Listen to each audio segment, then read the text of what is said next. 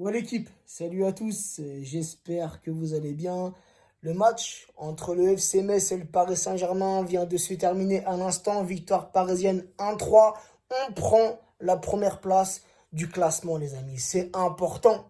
Hein, cette Ligue 1 où tout reste jouable, où encore 4 équipes peuvent prétendre au titre. Là, il n'y a pas le droit au faux pas. Et comme je vous l'ai dit hier sur mes réseaux, les 5 matchs qui nous restent, du moins les 4 matchs qui nous restent, puisqu'on va pas compter celui qui vient de se terminer, mais les 4 matchs qui nous restent sont 4 finales. 4 finales où faudra batailler, tout donner jusqu'à la fin. Et la première finale a été remportée à l'instant, les amis. Un bon match, un match maîtrisé de la part de nos Parisiens. Une ouverture du score assez tôt dans le match. Mbappé. Et je vous l'avais dit, avant le match, avant que le match commence, j'avais dit, j'ai ce pressentiment que Mbappé va mettre un doublé. Et c'est ce qui s'est passé. Il ouvre le score dès la 5e minute sur cette passe magnifique de la part d'Herrera. Une passe qui lobe la défense messine et Mbappé, sa petite pointe de vitesse qui a fait la différence. Ce coup de pied, ce poteau rentrant 1-0. Après, voilà, une première mi-temps qui a été plutôt bien maîtrisée, plutôt bien gérée de la part de nos Parisiens. Et on repart au vestiaire en menant 0-1. Et tu vois, ça nous arrive assez souvent, en tout cas cette saison, ça nous arrivait assez souvent, le relâchement. Dès la reprise, dès la deuxième mi-temps, ce relâchement. Pourtant, on a eu quelques occasions, première mi-temps, qu'on n'a pas su concrétiser. Ça, c'est notre défaut cette saison, tu vois.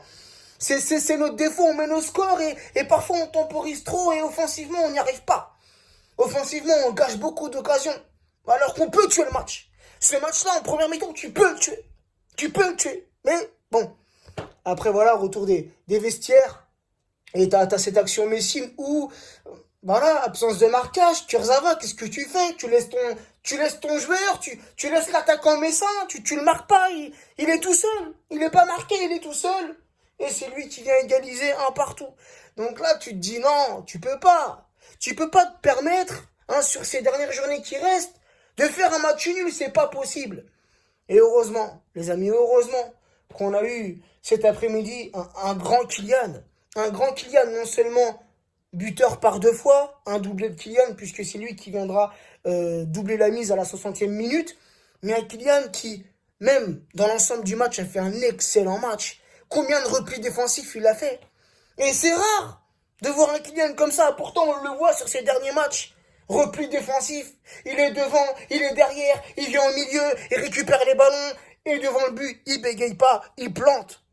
Donc, comme je l'ai dit tout à l'heure en story, les amis, faut que la direction parisienne, faut tout faire, absolument tout faire pour que Kylian prolonge au Paris Saint-Germain. C'est un joueur décisif, c'est un joueur quasi indispensable pour le collectif parisien. Un match avec ou sans Kylian, tu le vois, tout comme un match avec ou sans Verratti, tu le vois. Mbappé, il fait la différence. Et Mbappé, cette saison, il est ultra décisif. Que ce soit en Ligue des Champions, pour les gros matchs, il répond présent, ou bien en Ligue 1. Donc oui, Mbappé doit être une priorité pour le Paris Saint-Germain. Il faut absolument le prolonger. Donc Mbappé qui est sorti sur blessure. T'as vu, frérot, on espère juste que c'est pas trop grave. Il a voulu, dans les dernières minutes du match, il a voulu dribbler, effacer le défenseur messin, il est tombé tout seul.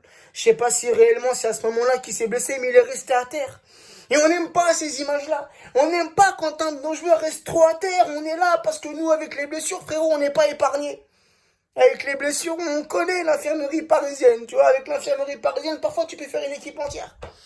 Donc voilà, on espère juste que c'était un petit coup. Il est sorti. Un Pochettino l'a fait sortir en fin de match.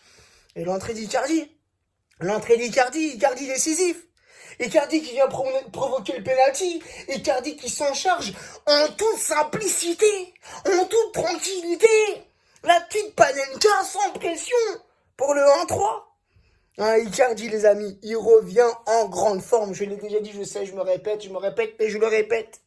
Icardi revient en grande forme et c'est une bonne chose. Une concurrence saine entre Moïskine et Icardi.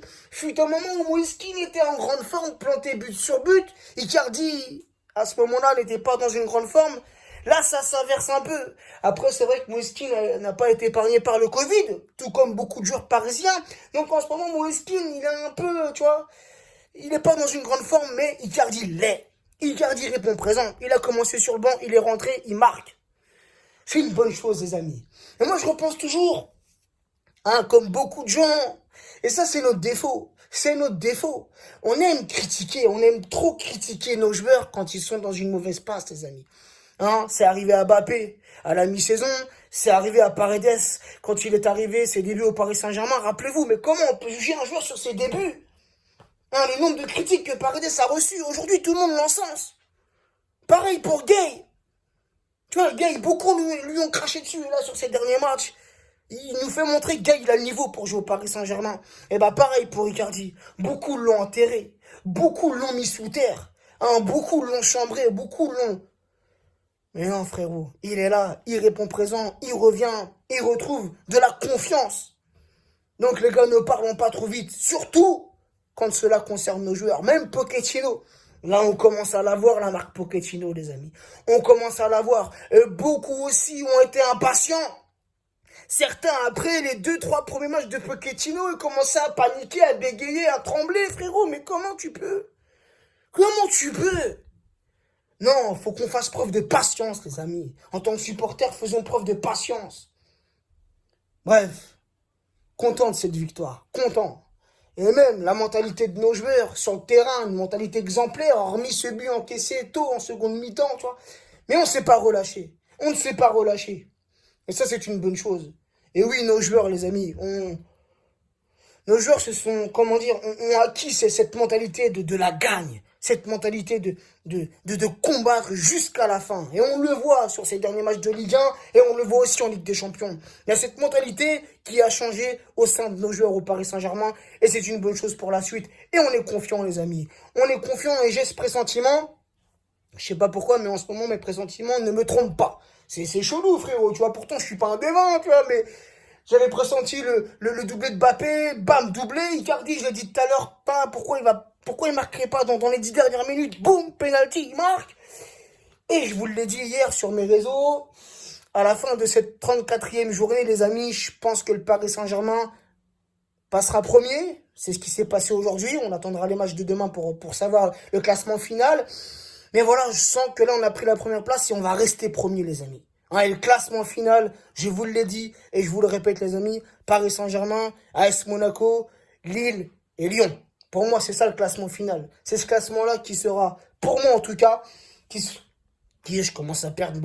C'est ce classement-là qui sera fait pour moi à la fin de la saison. Sur ce, les amis, prenez soin de vous, prenez soin des vôtres. Et dans 4 jours, J-4 avant ce grand choc des demi-finales entre le Paris Saint-Germain et Manchester City. Et là aussi, les amis, on est confiants. Et je ne veux pas avoir de pessimisme. Non, non, non, non, non. On est tous confiants et tous derrière notre club.